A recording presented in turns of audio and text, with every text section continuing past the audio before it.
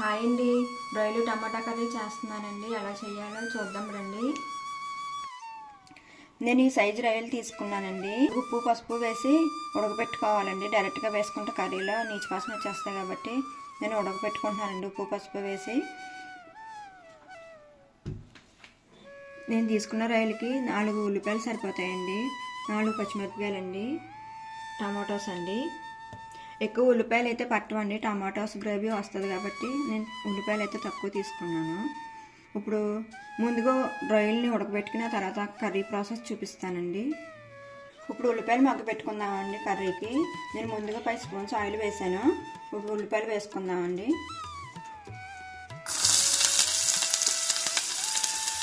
నేను ఉల్లిపాయలతో పాటు పచ్చిమిరపకాయలు కూడా వేసేస్తున్నానండి. నేను 1 స్పూను కల్లుప్పు అయితే వేసుకుంటున్నానండి. కొద్దిగా పసుపు వేసుకుందామండి.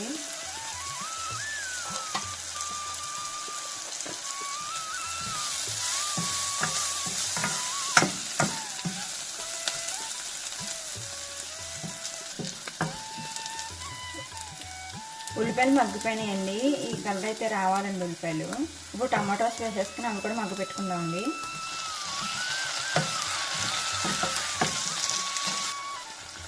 ఒక 2 మినిట్స్ అయితే పడుతుందండి టమాటోస్ మగ్గడానికి. టమాటోస్ మగ్గిపోయినాయండి. ఇప్పుడు కారం వేసుకున్నాము.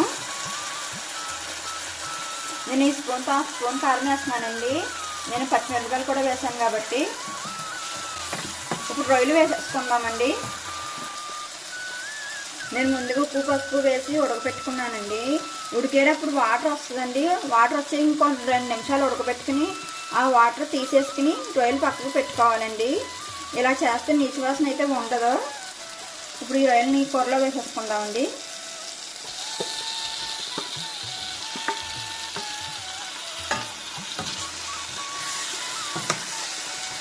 ఇప్పుడు అన్నీ కలిపి ఒక 2 నిమిషాలు మగ్గ పెట్టేసుకుని అప్పుడు వాటర్ వేసుకుని మూత పెట్టుకుందామండి.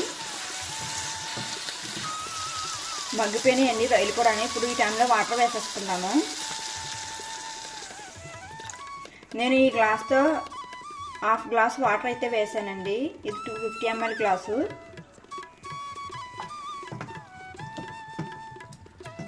మూత పెట్టేసుకున్నామండి. ఇప్పుడు ఈ టైంలో ఉప్పు కారాలు చూసుకుని మూత పెట్టుకోండి. మీకు ఏదైతే సరిపోలేదో అది వేసుకుని అడ్జస్ట్ చేసుకోండి.